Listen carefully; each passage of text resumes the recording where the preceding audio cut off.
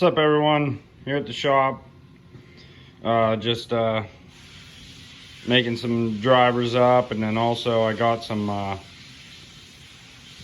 new hex material. It's a little bit bigger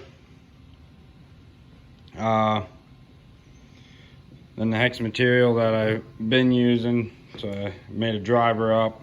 This is the new hex material, and it's about 100 grand bigger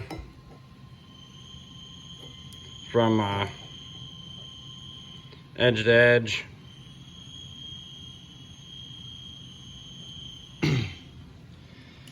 So I'm gonna try that out, and then if it works out, probably switch over to using that. I have no doubt that it's definitely gonna be just as strong, if not a little stronger than the normal hex that I've been using. But just want to test it out because with it being a little bit bigger diameter, might cause some binding up issues and driving into the ground there. But definitely makes the drivers a little heavier duty. And also just been, like I said, making a bunch of drivers up, or trying to, for some buddies that got a hold of me and wanting some drivers made. These are T-handled ones. And a lot of people ask for the T-handle ones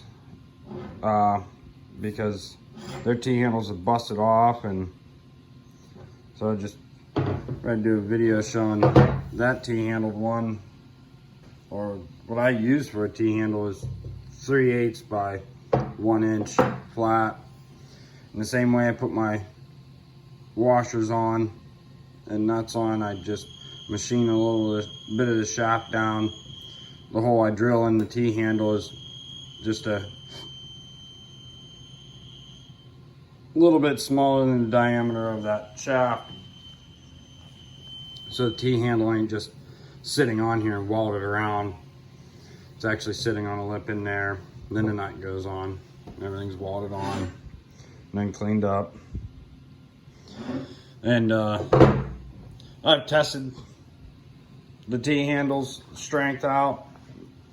That style of T-handle welded on there, same way as I did the test before out there on the blacktop.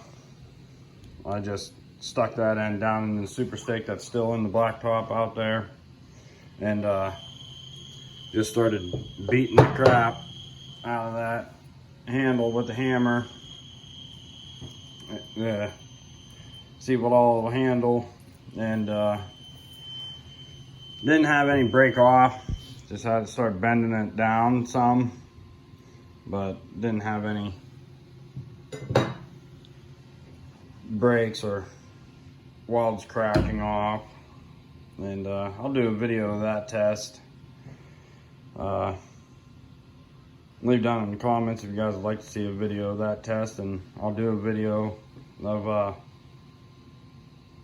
beating the living crap out of one of them T-handled drivers. And they hold up real well. I myself, I don't use T-handle drivers. I just use the back of my hammer and slide up and hit that washer to pop my driver back up out if it sticks into the ground. Sometimes when you drive it into that real rocky stuff, it binds up. That's why I'm definitely going to test this out real well, just to see how it does with it being a little bit bigger.